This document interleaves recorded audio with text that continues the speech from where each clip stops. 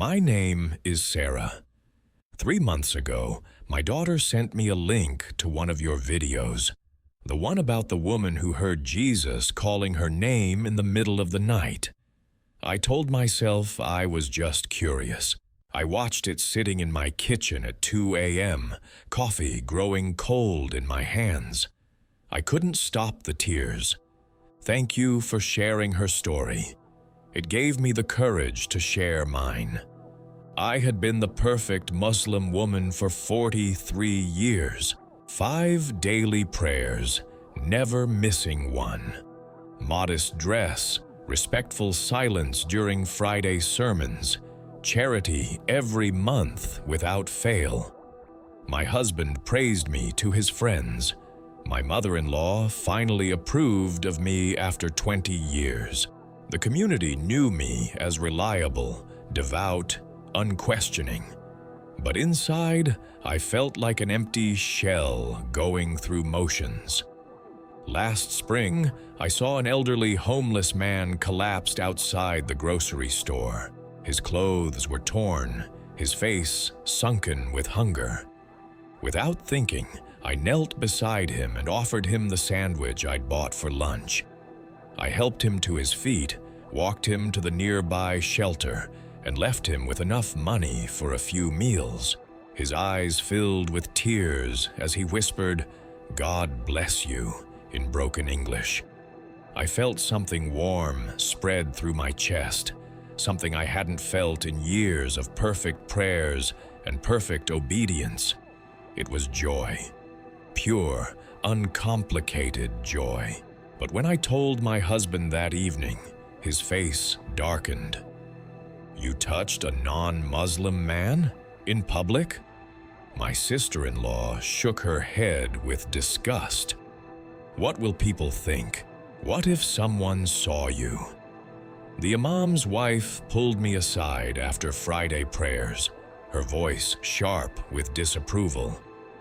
"We must be careful about the company we keep, sister. These people have their own places to go." I tried to explain the compassion I felt, the human need I witnessed, but their eyes grew colder with each word. For the first time in my life, I felt the gap between what my heart called right and what my community expected. The warmth in my chest from helping that man began to feel like evidence of my own spiritual failure. That night, I couldn't sleep. I kept seeing his grateful eyes, feeling the rightness of that moment. But around me, the silence felt heavier than usual. Something had shifted, and I could sense it even in the darkness of my bedroom. I told myself it was nothing, but my soul had already started whispering otherwise. The dreams started 3 days later. Not the usual dreams of paradise or prophets, but strange, fragmented images that left me gasping awake at 3 a.m. I would see light pouring through cracks in walls I'd never seen before. I would hear voices speaking words I couldn't understand, but that made my heart race with something between terror and longing. During prayers, my concentration scattered like leaves in wind. The familiar Arabic words felt heavy on my tongue, as if they were spoken by someone else using my voice. I would catch myself staring at the prayer rug's patterns, losing entire minutes in their curves and lines, wondering if there were other patterns I'd never noticed before. My sister watched me with growing concern. "You look tired, Sarah. Are you sleeping?" I wanted to tell her about the dreams, about the strange restlessness that had settled into my bones. But how could I explain something I didn't understand myself? Instead, I smiled and blamed it on the change of seasons. But the crack had opened, and I could feel it widening each day. During the Imam's Friday sermon about the dangers of mixing with unbelievers, his words felt like they were bouncing off glass. I found myself studying the faces around me, wondering if anyone else felt this strange disconnection, this sense that the words we'd heard 1,000 times were somehow incomplete. Walking home that afternoon, I noticed a small Christian church I'd passed countless times before. Today, for reasons I couldn't name, I stopped. The wooden doors were closed, but there were windows along the side. I told myself I was just curious about the architecture, but my feet carried me closer. Through the glass, I could see rows of simple wooden pews and a large wooden cross hanging at the front. I had seen crosses before, of course, but this one seemed different, quieter somehow, less threatening than I'd been taught to expect. I stood there for several minutes, waiting to feel the revulsion I'd been trained to feel. Instead, I felt nothing but a strange, inexplicable peace. A woman emerged from a side door carrying flowers. She was about my age, with kind eyes and a gentle smile. When she saw me standing there, she didn't look suspicious or territorial. She simply nodded and said, "Beautiful afternoon, isn't it?" Her voice carried no judgment, no curiosity about why a hijabi woman was staring at her church. Just simple human warmth. I managed to nod back before hurrying away, my heart pounding as if I'd been caught committing a crime.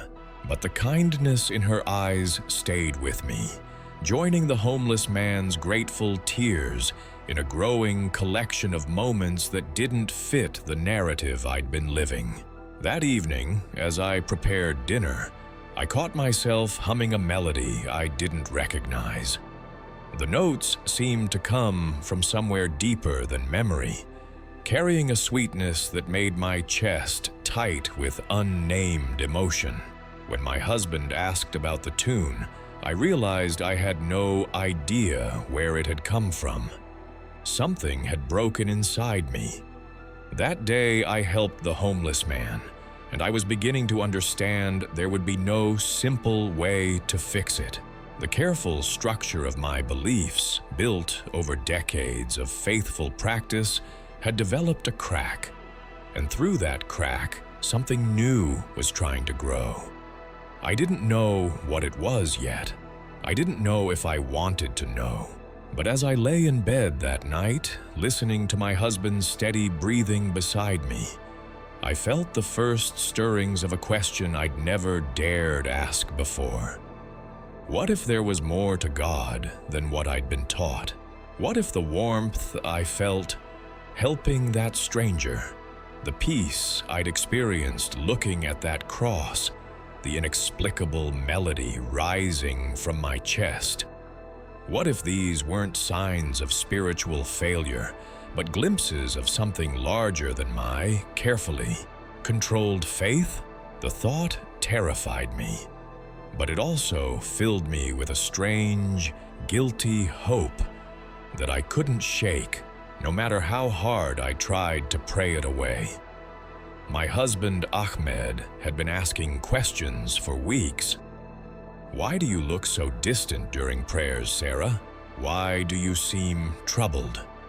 I deflected with mentions of headaches and seasonal tiredness, but his eyes held the sharp awareness of a man who knew his wife better than she knew herself. The morning I decided to ask the imam about compassion, I thought I was seeking guidance. I thought religious leaders were supposed to help when faith felt uncertain.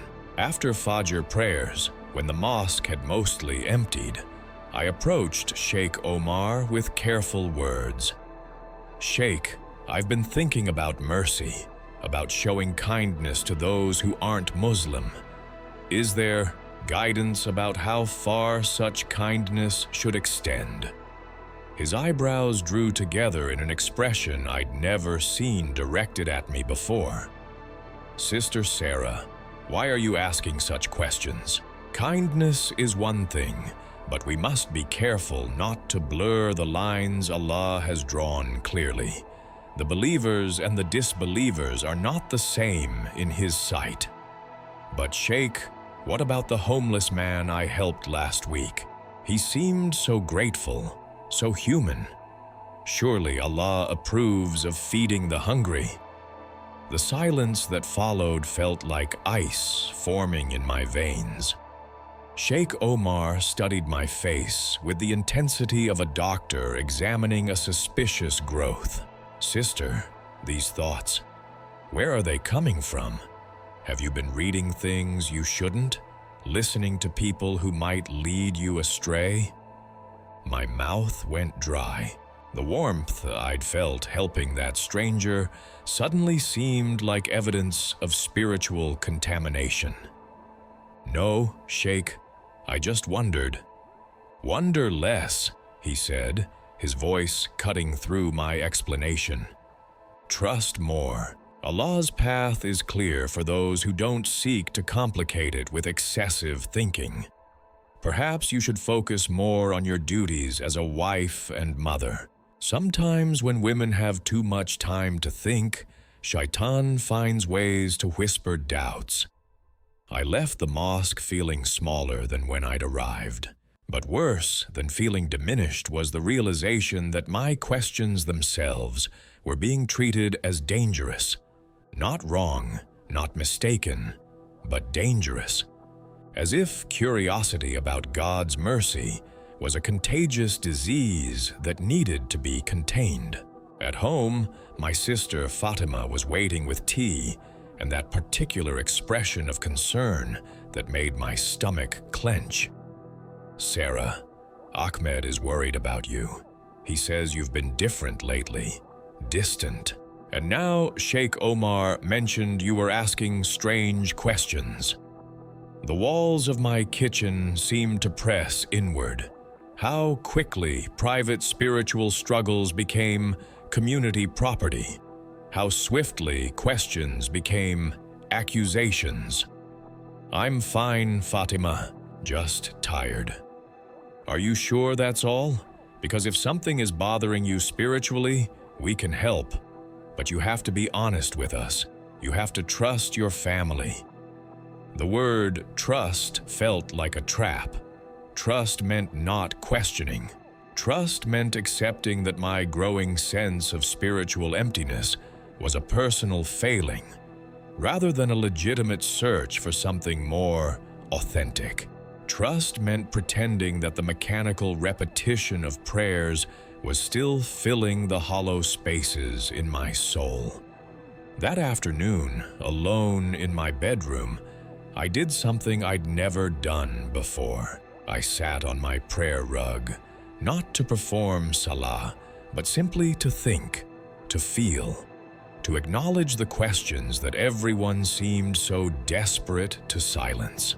The air felt heavier that day, as if something was about to ask me a question I wasn't ready to answer.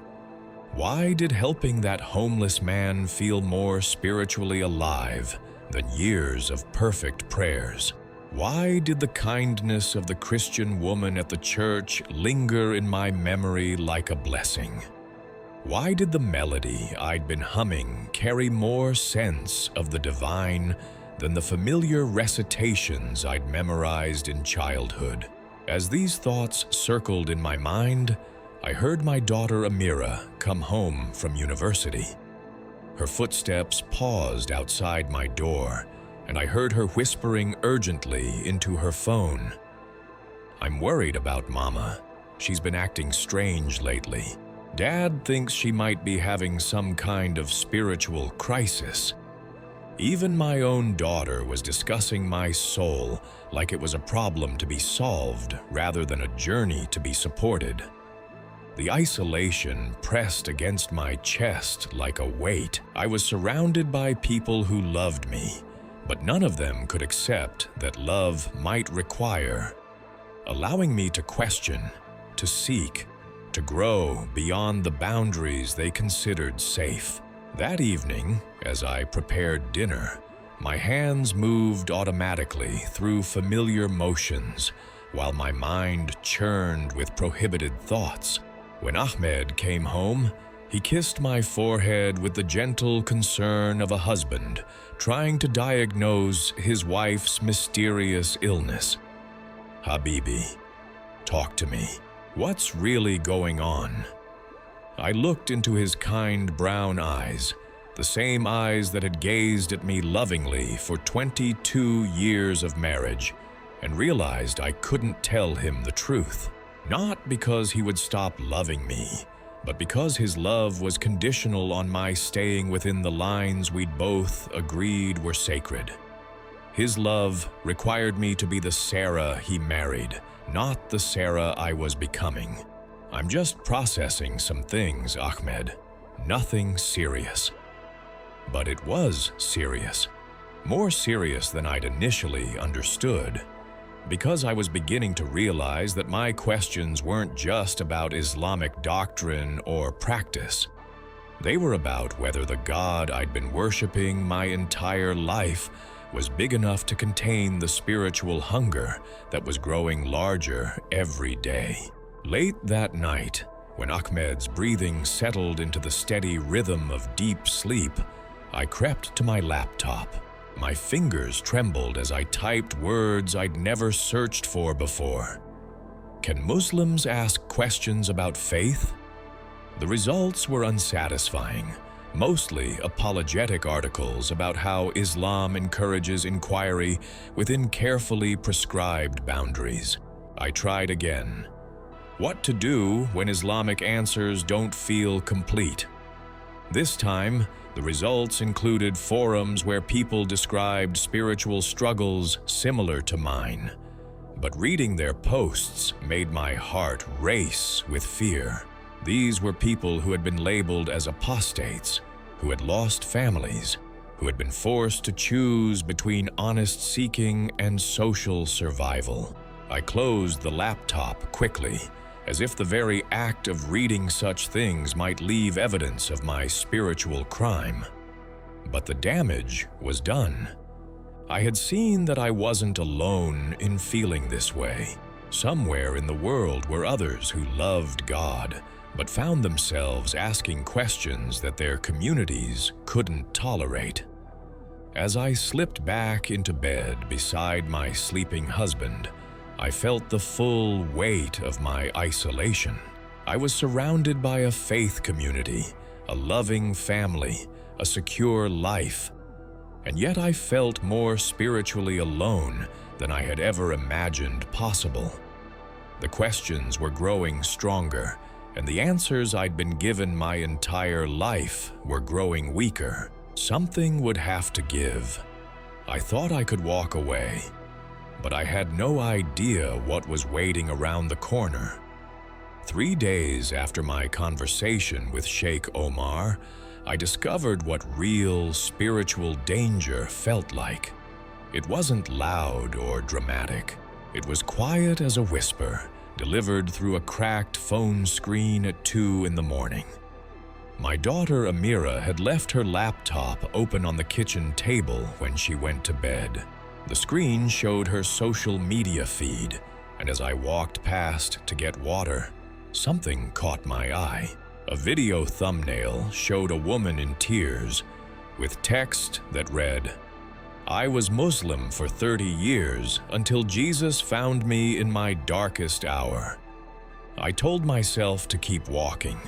I told myself this was exactly the kind of content Sheikh Omar had warned against. But my feet stopped moving. My hand reached for the laptop before my mind could intervene. The woman in the video looked like she could be my sister. Same age, same exhausted eyes I'd been seeing in my own mirror. She spoke softly, without drama or religious theater, about a spiritual emptiness that sounded eerily familiar. About prayers that felt like reciting grocery lists, about a growing sense that God was bigger than the box she'd been taught to keep him in. "I wasn't looking for Jesus," she said, her voice cracking with emotion. I was just looking for something real, something that matched the hunger in my soul. I watched the entire 40-minute testimony without blinking. When it ended, I sat in the dark kitchen, feeling like someone had opened a door I didn't know existed. The woman's story wasn't about leaving Islam to join Christianity. It was about following the trail of breadcrumbs that a loving God had been leaving for her, even when those breadcrumbs led beyond the boundaries of her religious training. For the first time in weeks, I didn't feel crazy. I didn't feel spiritually defective. I felt like someone had finally spoken the questions that had been burning holes in my chest. But with that relief came terror, because now I knew there were words for what I was experiencing. There were others who had walked this path, and I knew what happened to them.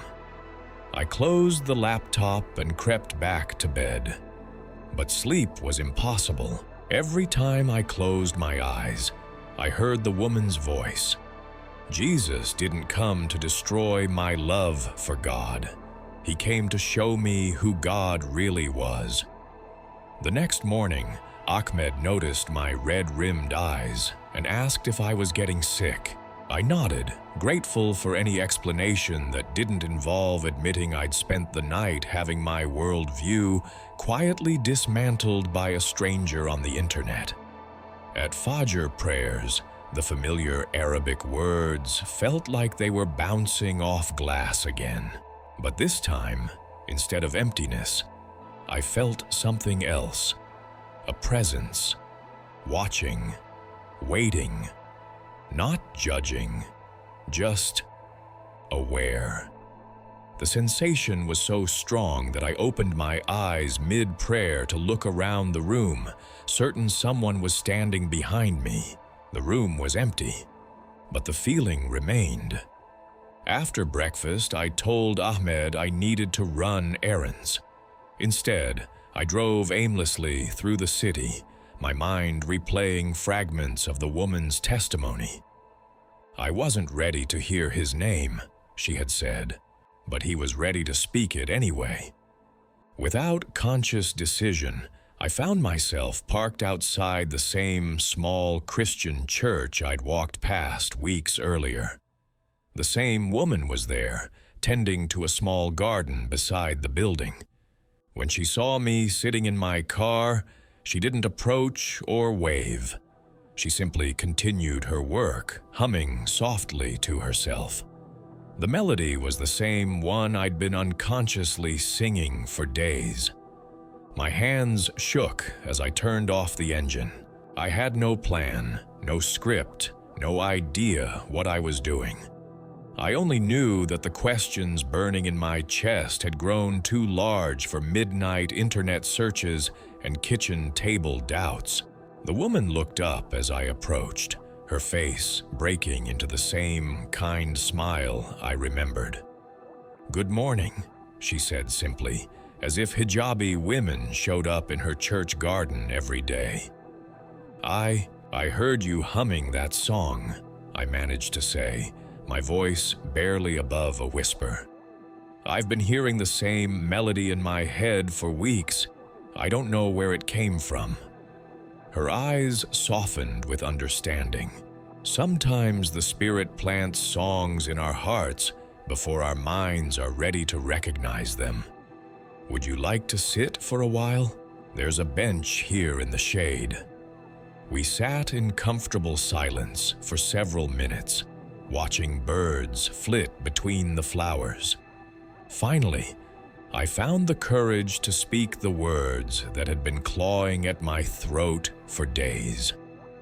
"I think I'm losing my faith, or maybe I'm finding it. I don't know the difference anymore."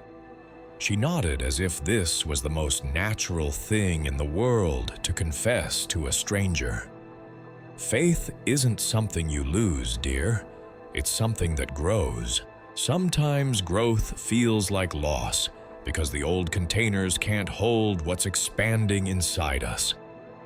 But what if my family, What if everyone I love? I couldn't finish the sentence.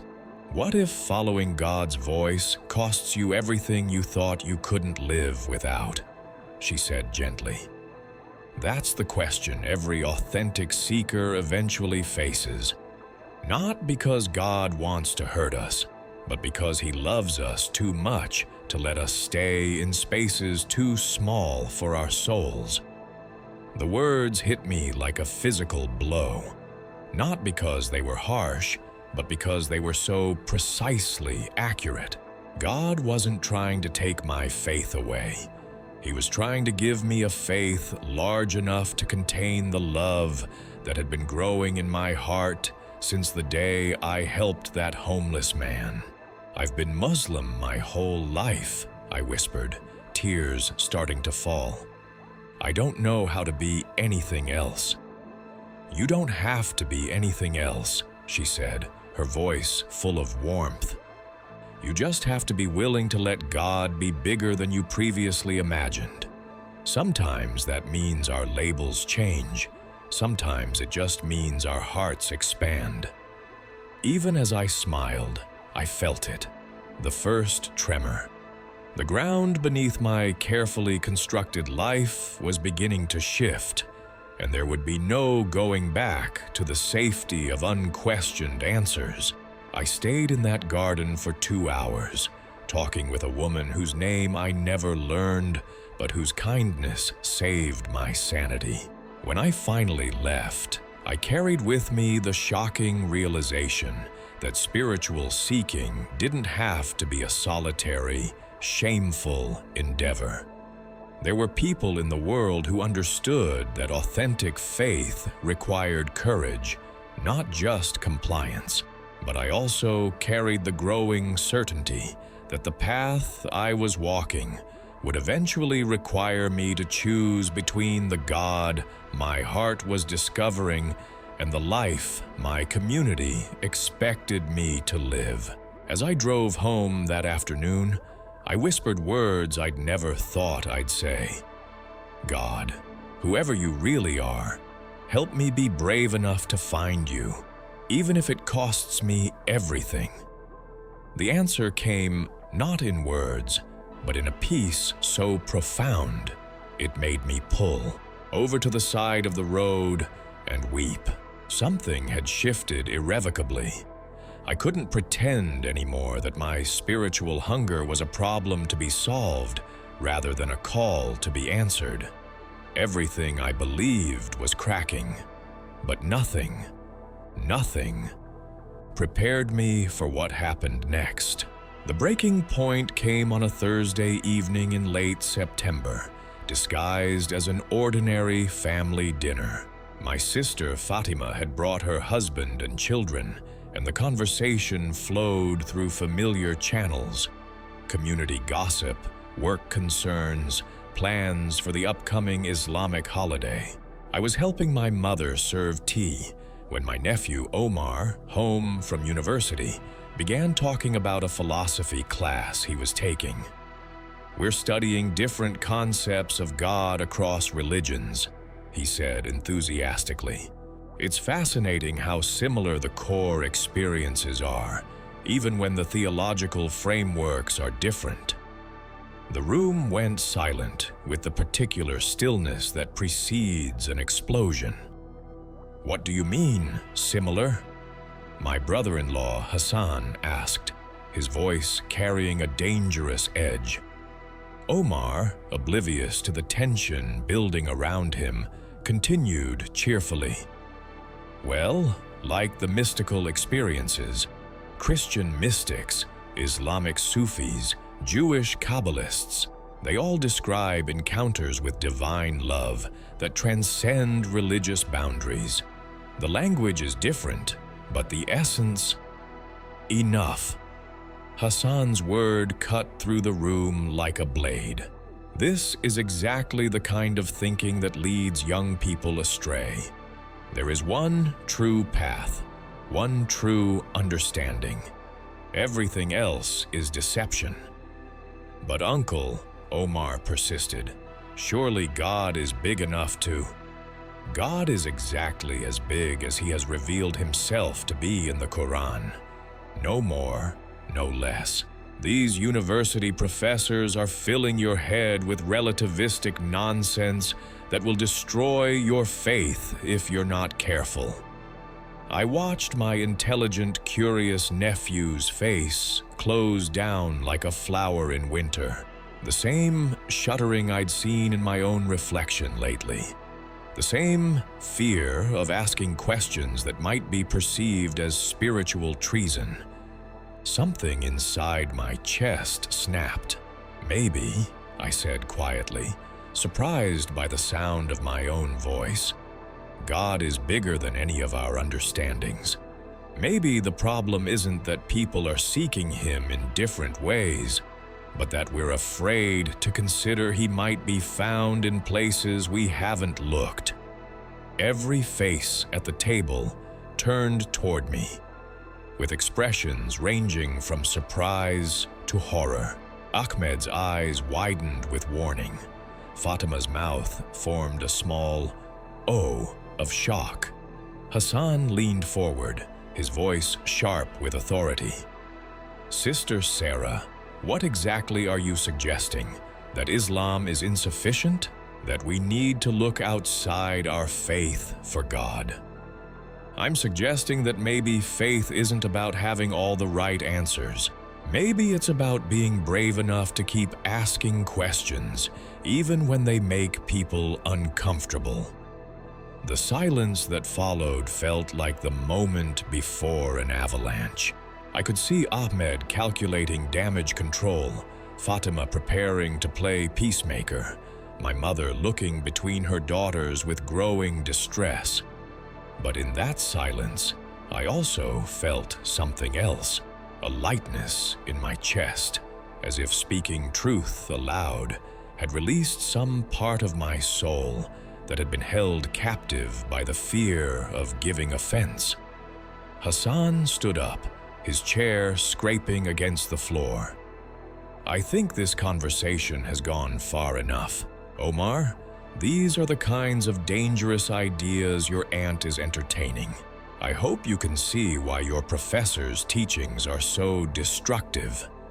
He gathered his family and left within 10 minutes, my nephew shooting me apologetic glances as he was hurried out the door. After they were gone, the remaining family members sat in stunned silence. "Sarah," my mother said finally, her voice trembling with disappointment, "what has gotten into you? This isn't like you at all." But it was like me. Maybe for the first time in my adult life, I had spoken from the deepest part of my heart instead of from the script I'd been given. The words had felt more true, leaving my mouth than any prayer I'd recited in months. Ahmed waited until we were home before unleashing his concern and confusion. "Habibi, you embarrassed me tonight. You embarrassed yourself. These questions you're asking, these ideas you're entertaining, they're dangerous, not just for you, but for our family. People are starting to talk."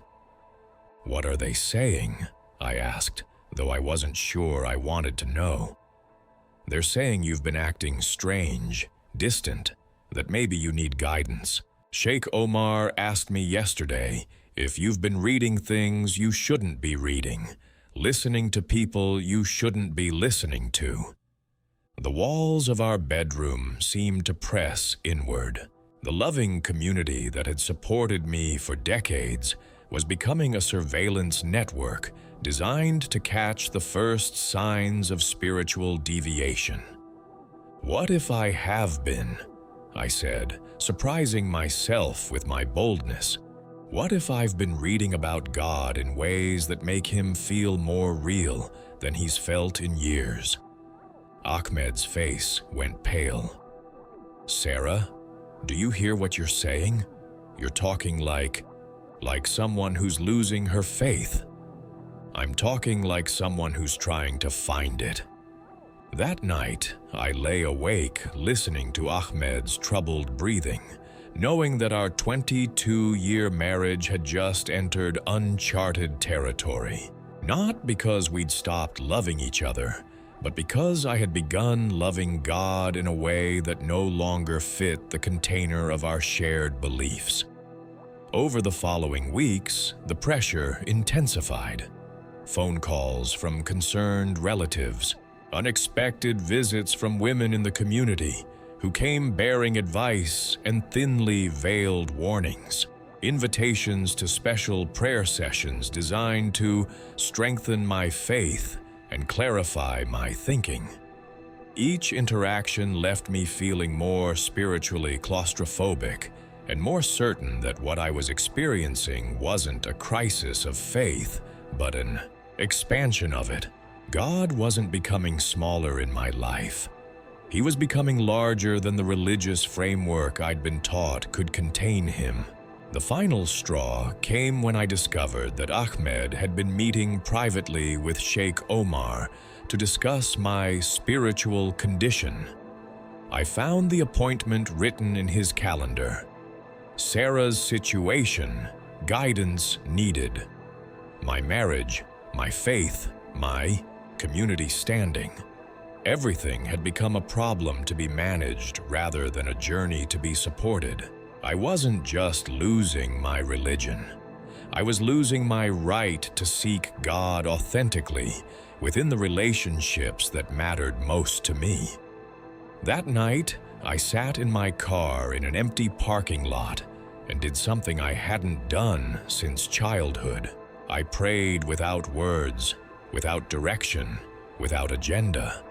I simply opened my heart and said, God, I don't know who you are anymore, but if you're real, if you care about truth more than tradition, please help me find you, even if it costs me everything. The response came not as a voice or a vision, but as an absolute certainty settling into my bones. I was not alone in this search. Whatever happened next, I would not be walking this path without divine companionship. But I also knew that the comfortable, predictable life I had built was ending. The woman who had been content to follow prescribed prayers and unquestioned answers was disappearing, and I had no idea who was taking her place. I couldn't look away from what was happening to my soul, even though I could see exactly what it was going to cost me. The encounter happened on a Tuesday night in October, in the space between sleeping and waking, where the rational mind loses its grip on what's possible. I had been lying in bed for hours, listening to the autumn wind rattling our windows and trying to quiet the questions that had been circling my thoughts like restless birds. Ahmed slept peacefully beside me, occasionally murmuring words from dreams I couldn't share. Around 3 a.m., I gave up on sleep and padded to the kitchen for warm milk. As I stood waiting for it to heat, I found myself staring out the window at our backyard, silver painted by moonlight. The silence felt different that night. Not empty, but full, expectant, as if the world was holding its breath. I was about to turn away when I saw him. Not clearly, not in a way that would show up in a photograph or convince a skeptic, but unmistakably there, standing beneath our apple tree with the casual presence of someone who belonged in that space more than I belonged in my own kitchen. My first instinct was fear, the deep cellular terror of encountering something beyond the boundaries of normal experience.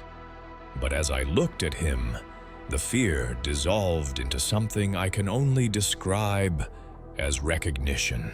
Not the recognition of someone I'd met before, but the recognition of someone I'd been unconsciously expecting.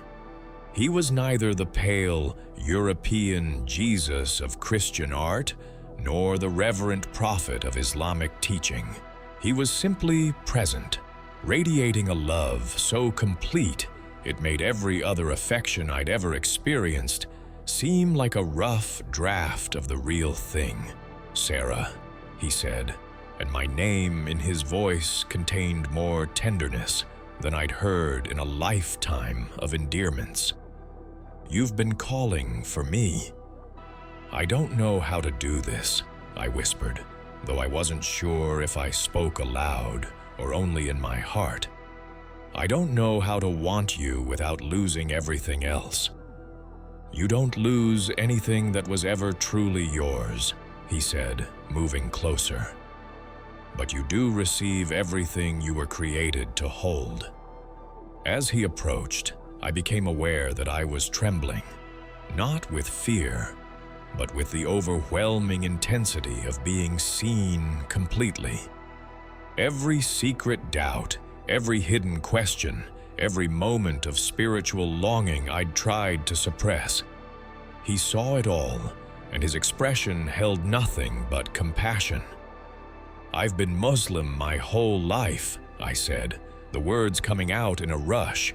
"My family, my community, everything I am. How can I didn't come to take away your love for God," he said, his voice carrying the same words the woman in the video had spoken. "I came to show you who God really is." He reached out then, not to touch me physically, but to touch something deeper. The moment his presence connected with my heart, I understood why I had been feeling spiritually empty for so long. It wasn't because my faith was insufficient. It was because my heart had been growing larger, preparing for a love too vast to be contained by religious categories. "But what will people say?" I asked, voicing the fear that had been paralyzing me for months. "What will happen to my marriage, my family?" "Some will reject you," he said with infinite gentleness, "but others will find their own courage through yours, and I will be with you through all of it." Light began emanating from him then, not harsh or blinding, but warm like sunrise. As it filled the kitchen, I felt something fundamental shift in my chest. Not a conversion in the dramatic sense I'd read about, but a quiet settling into truth. Like a key turning in a lock I hadn't realized was there. "I don't understand all of this," I said, tears flowing freely now. "Understanding will come," he promised. "Love comes first." When the light faded, I was alone in my kitchen again. But alone felt completely different now. The presence that had visited me remained as an unshakable certainty. I was known, I was loved, and I was not navigating this impossible journey by myself. I slipped back into bed beside Ahmed, my heart racing with the magnitude of what had just occurred. Everything in our room looked the same, but I was fundamentally different. Not because I had stopped being one thing and started being another, but because I had been introduced to a God large enough to hold all the love that had been growing in my heart. The next morning brought the same routine: coffee, breakfast, morning prayers. But I moved through it all with the secret knowledge that the God I was addressing was infinitely more wonderful and mysterious than I had previously dared to imagine. I knew that everything was about to change, not by my choice, but by the inevitable unfolding of truth that had been set in motion by a love I was no longer capable of denying. The reckoning began 3 days later. Ahmed found the Christian books hidden beneath my prayer scarves in our bedroom closet. I'd been collecting them slowly, carefully, purchasing them with cash at a bookstore 2 towns over. A Bible in my native Arabic, a book of testimonies from former Muslims, a gentle introduction to Christian faith that I'd read and reread until the pages were soft with handling. I came home from grocery shopping to find him sitting on our bed, the books spread before him like evidence of a crime. His face was pale, with the particular devastation of a man whose world has just revealed itself to be fundamentally different than he believed. "How long, Sarah?" he asked without looking up. "How long have you been living this lie?" "It's not a lie," I said quietly, sitting on the edge of the bed. "It's the most honest thing I've ever done." "Honest?" His voice cracked with the word. "You call deceiving your husband honest? You call abandoning your faith honest? You call breaking your family apart honest?"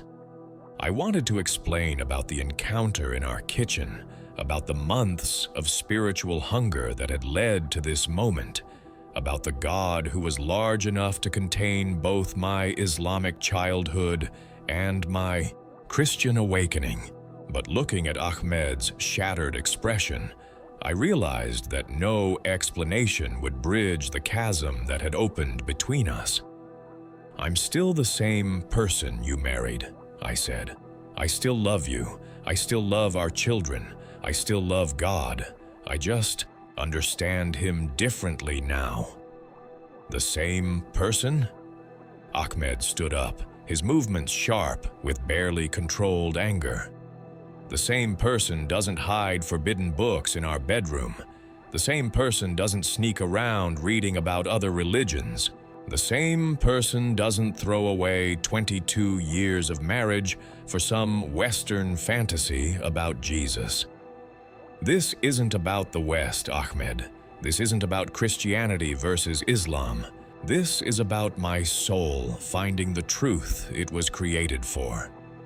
He stared at me for a long moment, and I saw the exact moment when the husband who had loved me unconditionally became a man calculating damage control.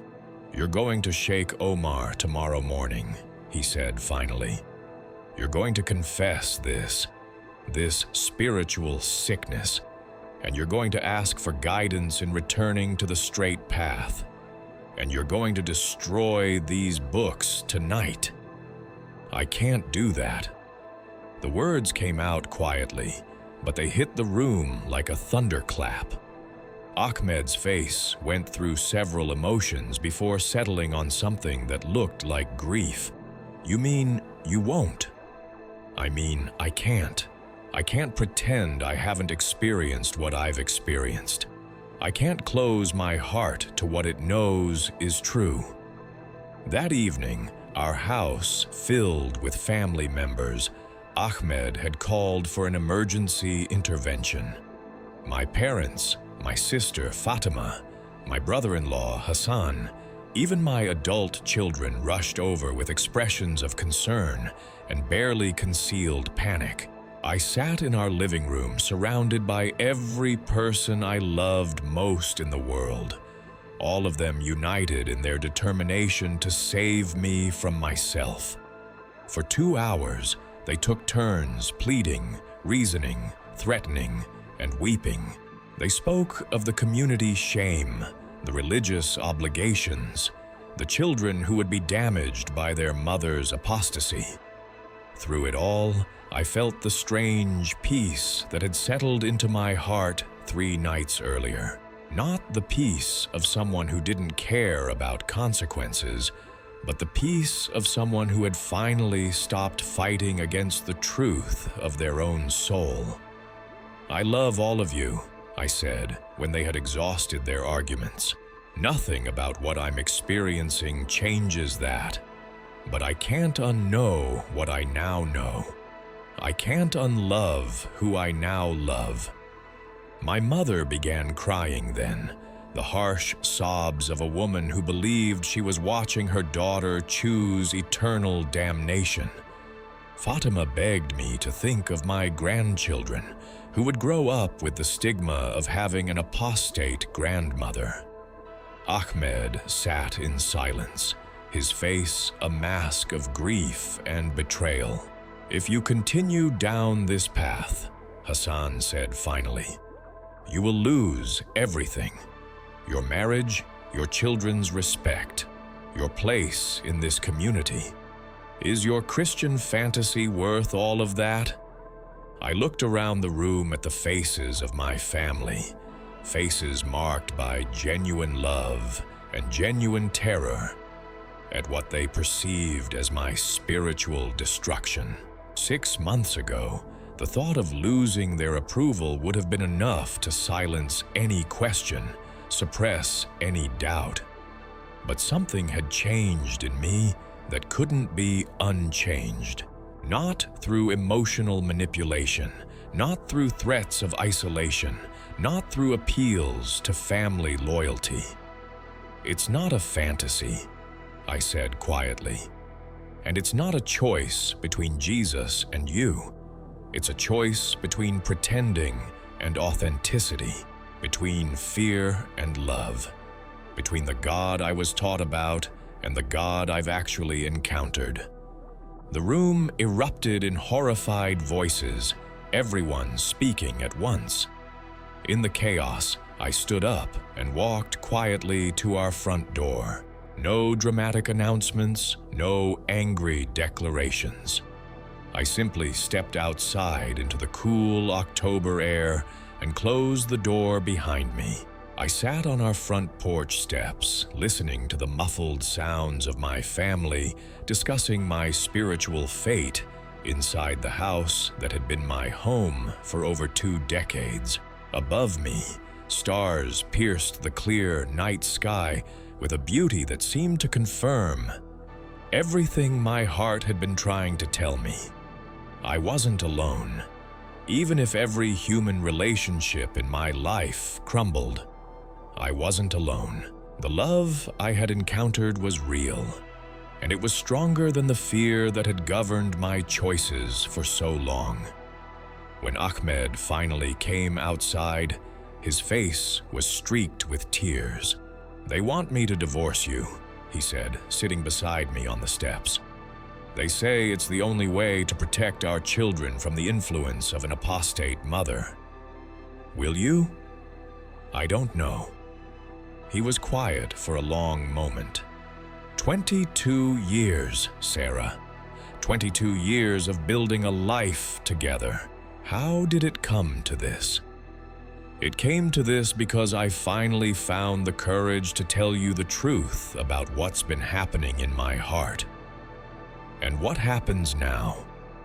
I looked up at the stars, feeling their light like a blessing on my face. Now I learn what it means to follow God wherever He leads, even when the path goes through loss. Ahmed reached over and took my hand, squeezing it once before letting go. "I love you, Sarah. I always will.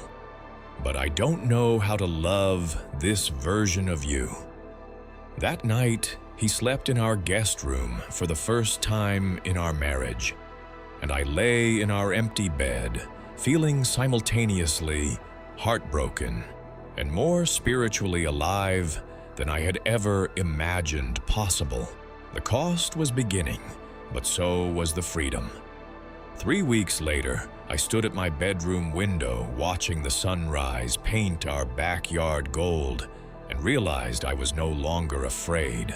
The family ultimatum had been delivered by Sheikh Omar himself: publicly repent and destroy the Christian materials, or face formal excommunication from the mosque and the community. Ahmed had filed for legal separation, though he insisted it was temporary. "Until you come to your senses." Our adult children alternated between furious phone calls and worried visits, each convinced they could find the right argument to bring their mother back to what they considered sanity. But in the quiet spaces between their interventions, I had been discovering what spiritual freedom actually felt like. I no longer forced myself through the motions of prayers that felt empty. Instead, I talked to God throughout the day like He was actually interested in the details of my ordinary moments. I read the Bible without guilt or fear, letting its words settle into my heart like seeds finding good soil. I attended a small Christian fellowship 2 towns over, where nobody knew my history, and I could explore faith without the weight of community surveillance. The woman who attended the church garden, I learned her name was Grace, had become an unexpected mentor. She never pushed or preached, but she answered my questions with the patience of someone who understood that authentic faith couldn't be hurried. Some people think conversion is like flipping a light switch, she'd said during one of our conversations. Off, then on, but it's usually more like dawn, a gradual brightening until you realize you can see clearly. That morning at my window, watching light slowly transform darkness into day, I understood what she meant. The encounter in my kitchen had been profound, but it wasn't the end of the story. Every day since then had been another small step toward the light, another moment of choosing authenticity over safety. My phone buzzed with a text from Fatima. "Last chance, Sarah. Come to family dinner tonight and tell us this nightmare is over. Please." I typed back, "I love you, but I can't pretend anymore." Her response came immediately. "Then don't expect to remain part of this family." I set the phone aside and felt, to my surprise, not devastation, but relief. The threat that had paralyzed me for months, losing my family's approval, had finally materialized. And I was still breathing. I was still whole. I was still surrounded by a love larger than their capacity to withdraw theirs. That afternoon, I drove to the small Christian church where Grace volunteered. The building was empty except for an elderly man replacing flowers at the altar. When he saw me enter, he nodded kindly and continued his work. I sat in a pew near the back, letting the silence settle around me like a comfortable blanket. Sunlight streamed through stained glass windows, painting rainbow patterns on the wooden floors. For the first time in months, I felt no need to check over my shoulder, no fear of being observed, no anxiety about spiritual surveillance. Here, my questions were welcome. Here, my journey was respected. Here, God felt present, not as a stern judge monitoring my compliance, but as a loving friend delighted by my seeking. "Jesus," I whispered, the name feeling natural on my tongue now. "I don't understand why the path to you led through so much loss, but I trust that you know what you're doing." The response came not in words, but in the same profound peace I'd experienced that night in my kitchen. A quiet certainty that I was exactly where I belonged, walking exactly the path I was created to walk, held by exactly the love my soul had been seeking all along. When I left the church an hour later, I realized something had shifted. I was no longer someone running from one faith toward another. I was someone who had found the God my heart recognized as home, regardless of the religious categories that had once seemed so important. That evening, instead of going to Fatima's dinner and the family confrontation that awaited me there, I cooked a simple meal for one. I lit candles, played soft music, and thanked God for the food, for the day, for the courage to choose truth over comfort. As I sat alone at my kitchen table, I remembered the woman in the video whose testimony had first opened my eyes to possibility. She had said something that hadn't made sense at the time. "I didn't lose my family when I found Jesus. I discovered that my real family was bigger than I'd imagined. Now I understood. My biological family's rejection was devastating, but it had revealed something beautiful. There were people in the world whose love wasn't conditional on my spiritual compliance. There was a community of seekers who welcomed questions rather than fearing them. There was a God who valued authenticity over orthodoxy. I wasn't alone. I had never been alone. My phone rang as I was cleaning up dinner dishes. Ahmed's name appeared on the screen, and for a moment, hope fluttered in my chest. Maybe he'd changed his mind. Maybe love had proved stronger than fear. "Sarah, I've been thinking." His voice was gentle but tired. "I want you to come home, but you know what that requires." "Ahmed, just tell me you'll consider it. Tell me you'll think about what we're all asking. The books can disappear. The searching can stop. We can go back to the way things were." I looked around my small, temporary apartment, the space I'd rented when the pressure at home became unbearable. Christian books sat openly on my coffee table. A small cross hung by the window, catching the last light of evening. Prayer journals filled with honest conversations with God lay scattered on my desk. Going back to the way things were would mean returning to spiritual emptiness disguised as faithfulness. It would mean pretending that the most authentic relationship with God I'd ever experienced was actually a delusion. It would mean choosing security over truth, comfort over calling. I can't unknow what I know, Ahmed. I can't unlove who I love. The silence stretched between us like a bridge that could no longer hold the weight of crossing. "Then I guess we're done," he said finally, his voice breaking. "After 22 years, we're really done." After he hung up, I cried for the death of the life I'd thought I wanted, the security I'd thought I needed, the approval I'd thought would save me. But mixed with the grief was something else, gratitude for a God who had loved me enough to call me out of the safe, shallow waters into the deep places where real spiritual life was possible. I didn't understand it all, but I knew this. I wasn't alone anymore. 6 months later, I stand at my apartment window watching snow fall, officially divorced and largely estranged from my family.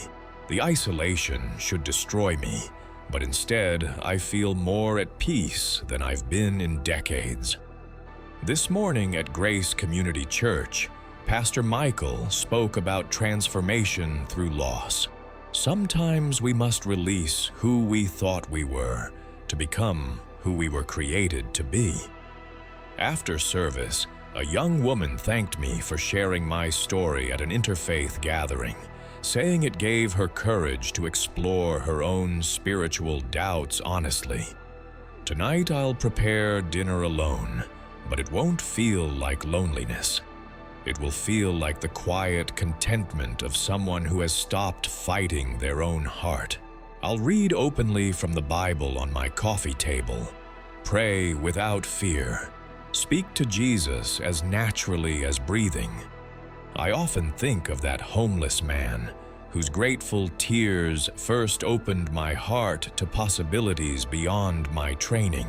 His simple, "God bless you," contained more authentic spirituality than years of dutiful prayers.